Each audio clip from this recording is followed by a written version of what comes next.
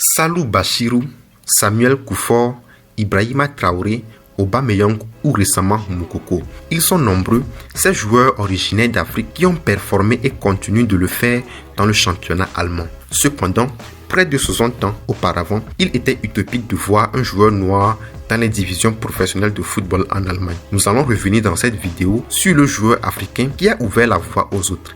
Il s'agit du Togolais Guy Akolaté et voici son histoire.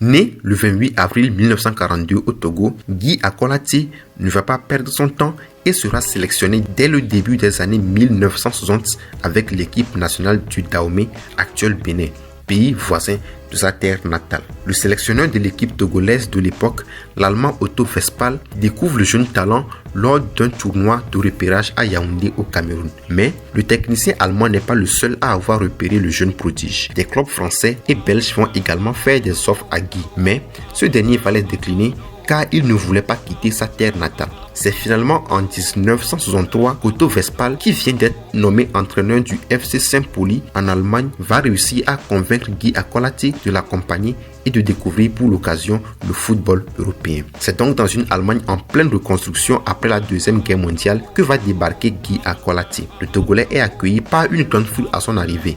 Au stade, il constitue une attraction pour les fans du FC Saint-Pauli et même des autres habitants de la ville. Le nouveau numéro 10 du club découvre ainsi la deuxième division allemande pour le compte de la saison 63-64. Il devient par la même occasion le premier joueur noir à évoluer en deuxième division nationale allemande. Malgré quelques comportements racistes envers lui, Guy s'adapte bien à son nouvel environnement. Sur le terrain, son altruisme et sa technique impressionnent les fans du club. Pour le compte de sa première saison, il inscrit 2 buts en 23 rencontres et le FC Saint-Pauli doit jouer les barrages d'accession à la première division allemande face au Bayern Munich du très jeune et prometteur Frank Beckenbauer. Le barrage n'est malheureusement pas favorable pour Guy et ses coéquipiers. La saison suivante, Akolaté inscrit 5 buts en 18 rencontres. Suite à des tensions avec son nouvel entraîneur, Guy quitte le FC Saint-Pauli et se fait recruter par le HSV Bamberg-Uhlenhorst. Si sa carrière n'explose pas totalement dans le club basé à Hambourg, Guy Akolaté va se marier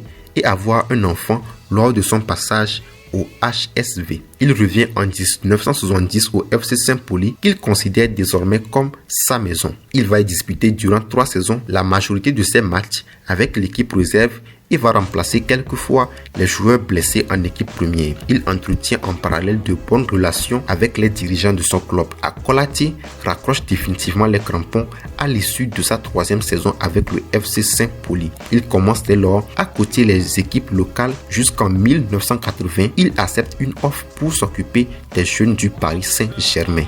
Cette offre lui permet également de rejoindre sa femme qui vivait en France et qui venait d'accoucher de leur fille. Après le PSG, Guy va travailler pour l'industrie Ford. Il est aujourd'hui à la retraite et vit à Saint-Denis où il s'occupe des jeunes du quartier. Grâce à son talent et à ses actions en dehors du terrain, Guy a réussi à se faire adopter par les fans et les dirigeants du FC Saint-Pauli. Il a également montré le chemin aux autres joueurs noirs et a représenté dignement son pays en Europe. Nous sommes arrivés à la fin de cette vidéo présentation de Guy Akolaté. Nous espérons que vous en savez désormais plus sur l'attaquant togolais. Laissez-nous en commentaire votre avis et n'oubliez pas d'aimer et de partager la vidéo.